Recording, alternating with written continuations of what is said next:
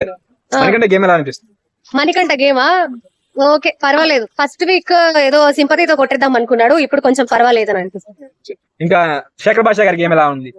Actually first week బాగా ఆడాడు, ఈ వీక్ కొంచెం డల్ అయిపోయాడు. ఎందుకంటే పాపం వాళ్ళ వైఫ్ ప్రెగ్నెంట్ అంట, డెలివరీ డేట్ ఉందంట 14th, అందుకని ఆయన కొంచెం డల్ అయిపోయాడు.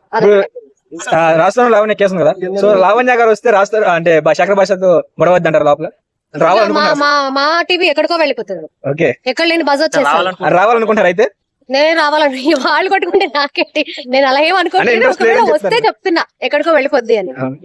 ఈసారి టాప్ ఎవరు అనుకుంటారు? ఇందాకే చెప్పాను కదండి.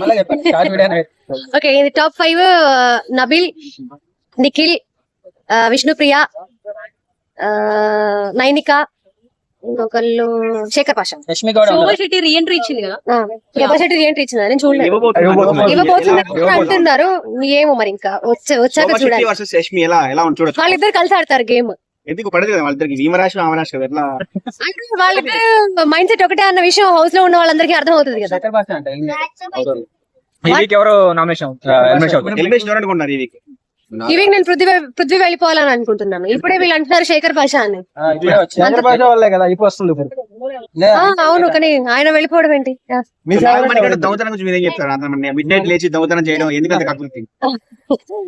యాక్చువల్లీ వీళ్ళ గేమ్ చూస్తుంటే నాకేమనిపించింది అంటే, వీళ్ళు ఇంతకుముందు ఎపిసోడ్స్ బాగా చూసి ఆ ఎపిసోడ్ల వల్ల వీళ్ళు బాగా ఇన్ఫ్లుయెన్స్ అయిపోయి అలా ఆడితే మేము ఈ హౌస్ లో ఎక్కువ రోజులు ఉంటాం అనుకుని అట్లా ఆడుతున్నారేమో అని అనిపించింది. సోనియా లవ్ ట్రాక్ అంతే అదే అంటారా?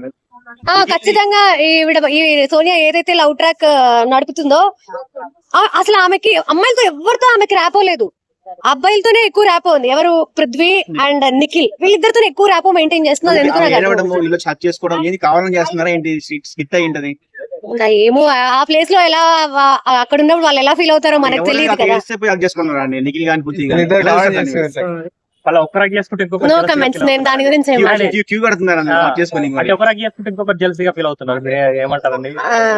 దాని మీద నో కమెంట్స్ అండి, నేనేం చెప్పాను. చెప్తున్నాడు కూడా వినకుండా out, first get out from here అని చెప్పేసి ఆయనతో చాలా రూడ్ గా మాట్లాడి, అట్లా మాట్లాడడం కరెక్ట్ గా. ఆయన పాయింట్ కూడా ఆమె వినాలి, వినలేదు.